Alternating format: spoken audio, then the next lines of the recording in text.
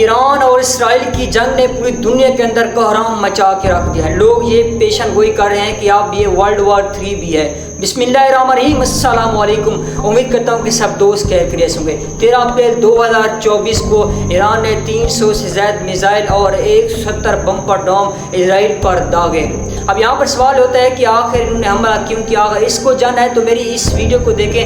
اس video کے اندر میں نے بتا دیا ہے کہ ایران اور اسرائیل کے اندر کس طرح کی دشمنی ہوتی ہے اور اس کا ساتھ دیتا ہے جارڈن جو ایک وقت کے اندر اسرائیل کا کھلا دشمن تھا، بعد میں اس کا حامی کیوں بن جاتا ہے اور ایران کے اٹیک کیوں روکتا ہے۔ یہ سب جاننے کے لیے میری اس ویڈیو کو دیکھیں اور اس ویڈیو کا لنک بایو کے اندر موجود۔ تو چلتے ہیں اپنے ویڈیو کی طرف۔ 13 اپریل 2024 کو ایران 300 سے زائد میزائل اور 170 بمپر ڈومز لانچ کرتا ہے، لیکن اسرائیلی میڈیا یہاں پر رپورٹ کرتا ہے کہ ہمیں کوئی بھی نقصان ہوا۔ اس کی وجہ یہ ہوتا ہے کہ جارڈن ایران کے اٹیک کو روکتا ہے اور یہاں پر موجود جو ان کا ایئر ڈیفنس سسٹم ہوتا ہے وہ بہت ہی پاورفل ہوتا ہے اور اس وجہ سے بھی ان کے میزائل روکے جاتے ہیں اور ہوا کے اندر بھی ان کو ڈیفیوز کیا جاتا ہے۔ اگر اس کو جانا ہے تو پہلے میں نے آپ کو بتایا تھا کہ جو ایئر ڈیفنس سسٹم ہوتے ہیں وہ 3 طرح کے کام کرتے ہیں۔ ایک ہوتا ہے دا ایرو، دوسرا ہوتا ہے دا ڈوم اور دوسرا جو ہوتا ہے وہ ہوتا ہے دا آئرن ڈومز۔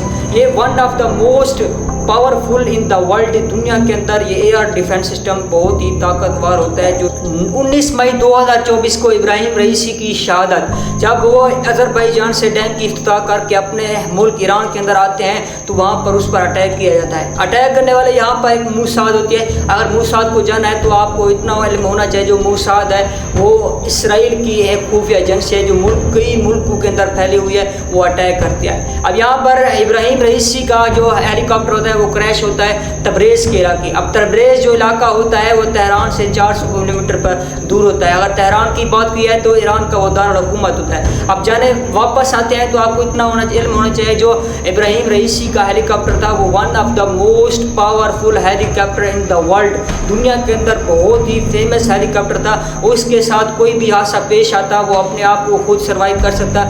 اگر ایک ہیلی کاپٹر کا انجن فیک ہوتا تو دوسرا اور تیسرا چوتھا اس کا انجن آٹومیٹک چل جاتا ہے، لیکن یہاں پر سارے انجن فیل کیوں ہو گئے اور موسمی حالات ایسا کیا ہوا کہ وہاں پر کریش کیا گیا؟ ایسی کئی وجوہات پیش آتے ہیں اور اس کے ساتھ 2 اور بھی ہیلی کاپٹر تھے، ان کو کچھ بھی نہیں ہوتا، وہ اپنی منزل مقصود تک پہنچ جاتے ہیں۔ اور یہاں پر اسرائیل کوئی بھی ایکسیپٹ نہیں کرتا، وہ کہتا ہے کہ میں اس حملے کی مذمت کرتا ہوں، میں نے کوئی بھی حملہ نہیں کیا۔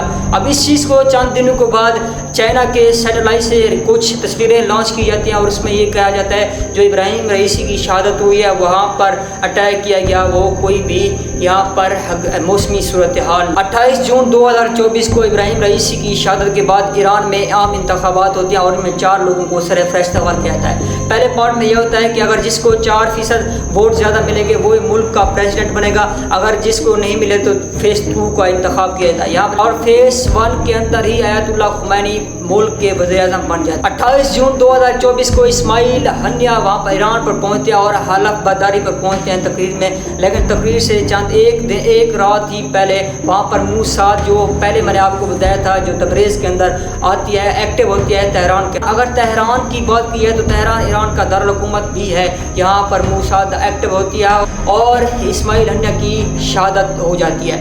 اب یہاں پر اسماعیل ہنیہ کی شہادت ہوتی ہے، پورے ملک کے اندر شوق کا اعلان کیا جاتا ہے۔ انڈیا کے اندر، شام، مصر اور پاکستان کے اندر بھی 3 دنوں کا شوق منایا جاتا ہے اور غائبانہ نماز جنازہ بھی ادا کی جاتی ہے۔ لیکن سوال یہاں پر یہ ہوتا ہے کہ کچھ لوگ مذہب کے نام پر تنقید کرنا شروع کر دیتے ہیں کہ اسماعیل ہنیہ کی شہادت کچھ اس طرح ہوئی کہ کوفہ والوں کی طرح بلا کر ان کو شہید کرنا، پھر یہ کہنا کہ ان کی تو پرانی روایات، ایسے ہزاروں باتیں کرنا۔ اور اس کو دیکھیں تو 25 جولائی 2024 کو پھر ایک واقعہ ہوتا ہے پارا چنار کے اندر، پاکستان کا علاقہ ہے، وہاں پر مذہب کے نام پر لوگوں کو قتل کیا جاتا ہے، 30 سے زائد لوگوں کو ذبح کیا جاتا ہے، اس لیے کہ آپ مذہب کے نام پر تنقید کر رہے ہیں۔ میں ان سے تھوڑا سا ریکویسٹ کرنا چاہتا ہوں کہ آپ لوگ اگر اس چیز کو دیکھنا ہے، یہاں پر عثمان ڈرامہ اور ارطغرل ڈرامہ کو بخوبی دیکھیں، کیونکہ وہاں پر جو کریکٹر ہوتے ہیں وہ بخوبی نبھائے جاتے ہیں کہ کس طرح اسلام کو نچوڑنے کی کوشش کرتے ہیں اور اسلام کو آپس میں توڑنے کی کوشش کرتے ہیں، مسلمانوں کو توڑ کر کس طرح وہ جنگیں جیت جاتے ہیں۔ بالکل یہی سچویشن ایران کے ساتھ بھی گئی، ایران کو مذہب کے نام پر لڑائیں گے اور اس طرح یہ آپس میں مصروف मखतूफ हो जाएंगे। 27 सितंबर 2024 को लबनान के अंदर एक वाक़या होता है कि उनके जो छोटे छोटे सिस्टम होते हैं जिनके तरह वो मोबाइल की तरह काम करते हैं, मैसेज की तरह काम करते हैं, वो ऑटोमेटिक डिफ्यूज़ हो जाते हैं। और जब इसकी तहकीक की जाती है तो चाइना की जो कंपनी होती है वो इससे कोई जिम्मेदारी को एक्सेप्ट नहीं करती। वो कहती है मैंने सिर्फ और सिर्फ अपना लेबल लगाया, लेकिन मैन्युफैक्चरिंग मैंने नहीं की। जब तहकीक की जाती है तो मोसाद जो वही इसराइल की जो मोसाद जो जब तहकीक की जाती है तो मोसाद जो इसराइल की एजेंसी होती है उससे वो जिम्मेदारी कबूल कर देती है। और इस तरह लबनान के अंदर हज़ारों लोगों को किसी का आँख चली जाती है तो किसी का नाक चला जाता है तो किसी का बाजू तो किसी का पाँव, लेकिन लोग ज़िंदा तो रहते हैं, किसी के काम के नहीं होते। ऐसे हज़ारों लोगों को शहीद भी किया जाता है। अब यहाँ से देखें तो इसराइल जो 3 तरह की जंगें लड़ रहा है, एक ईरान से बरह रास्त जंग लड़ रहा है और दूसरा फ़लस्तीन हमास से और दूसरा लबनान हिजबुल्लाह से 3 जंगें लड़ रहा है। 19 सितंबर 2024 को हसन नसरुल्लाह को शहीद किया जाता है। वही मोसाद जो इब्राहिम रईसी इस्माइल हन्ना को शहीद कर दिया, वही मोसाद हसन नसरुल्लाह को भी शहीद कर दिया। और इस हमले को एक्सेप्ट करता है इसराइल। जब इसराइल करता है तो आयतुल्लाह खुमैनी डायरेक्ट ये कह देता है कि हम इस पर हमला करेंगे और 1 अक्टूबर 2024 को 400 से मिसाइल दाग देता है। अब यहाँ पर एक सवाल बनता है, मैं उन लोगों से सवाल ये पूछना चाहता हूँ जो लोग इस्माइल हन्ना की शहादत पर ये सवाल करते थे कि ये कभी बदला नहीं लेंगे, अगर बदला लेंगे तो किस तरह लेंगे। तो उनके ये एक मिसाल बन के रह गया कि वो अभी भी रिएक्ट कर रहा है, अभी भी वहाँ पर हमले कर रहा है। तो आप लोग सिर्फ और सिर्फ बातें करते हैं और बातें करना महज एक झूठ के अलावा कुछ भी नहीं होता।